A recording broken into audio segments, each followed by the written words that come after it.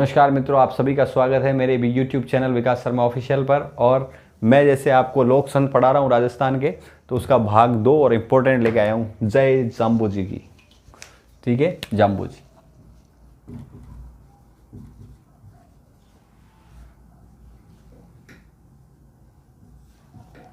(1451) में पीपासर और कहाँ है नागौर, इनका जन्म हुआ था भाई।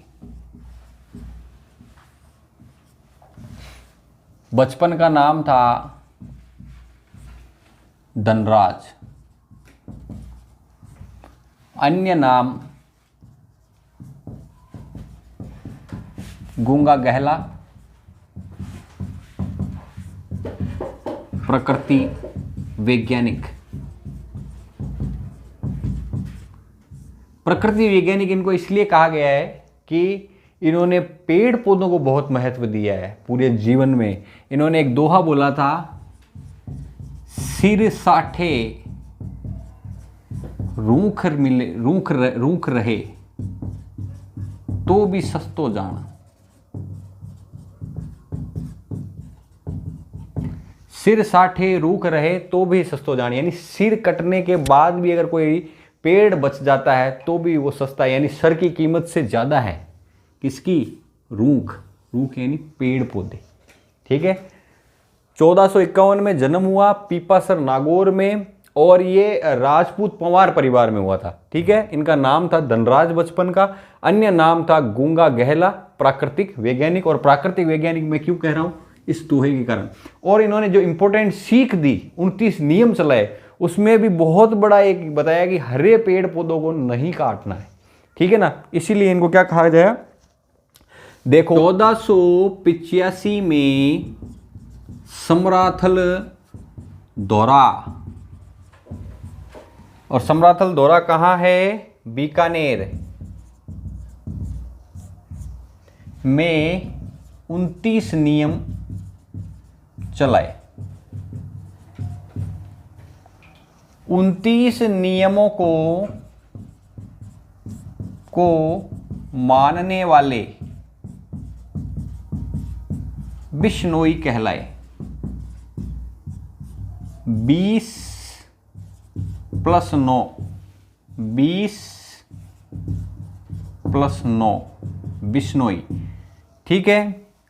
जाम्बो जी को विष्णु का अवतार माना जाता है। जाम्बो जी को किसका अवतार माना जाता है? विष्णु का। विष्णु विष्णु तू भण रहे प्राणी। ठीक है। 1526 में मुकाम कहाँ है? मुकाम भी आपके कहाँ है? बीकानेर। मुकाम बीकानेर में समाधि ली।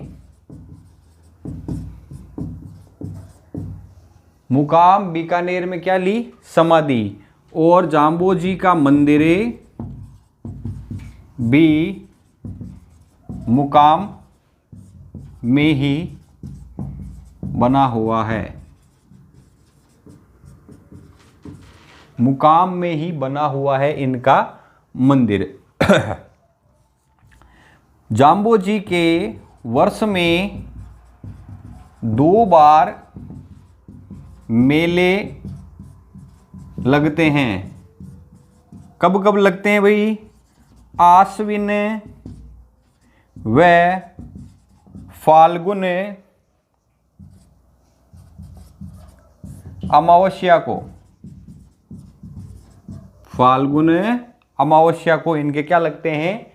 मेले लगते हैं। यानी वर्ष में 2 बार, फाल्गुन और आश्विन अमावस्या को इनके क्या लगते हैं?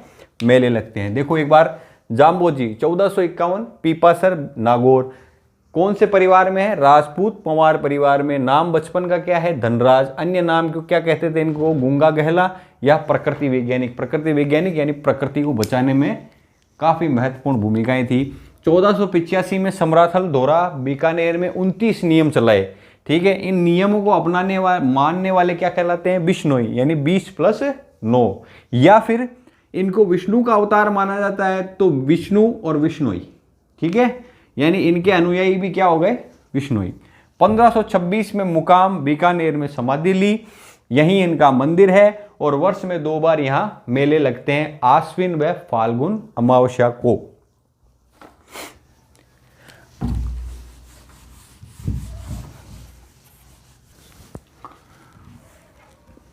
जाम्बोजी के समय सिकंदर लोदी दिल्ली का शासक था भाई।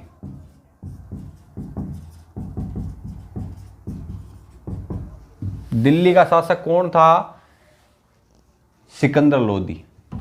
जाम्बोजी के कहने पर ही सिकंदर लोदी ने गौ हत्या बंद कर दी। गौ हत्या बंद कर दी थी, यानी इनको इतना मानता था वो, ठीक है। जाम्बोजी को कौन मानता था, ही सिकंदर लोदी का भाई परसा ने प्रणाम है, परसा दियोड़ा वह नहीं जना बेने कहीं प्रणाम करना पड़ा, अच्छा अच्छा ने झुकना पड़े, ठीक है। तो आगे चलते हैं। जाम्बोजी के कहने पर ही सिकंदर लोदी ने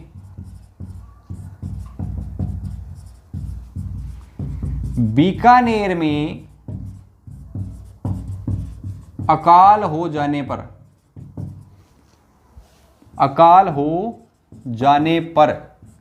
चारा भिजवाया था भाई।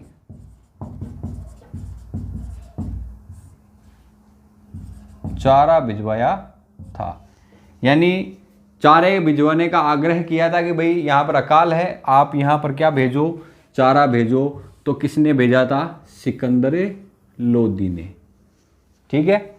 अब बात करते हैं जाम्बोजी की कुछ प्रमुख शिक्षाएं।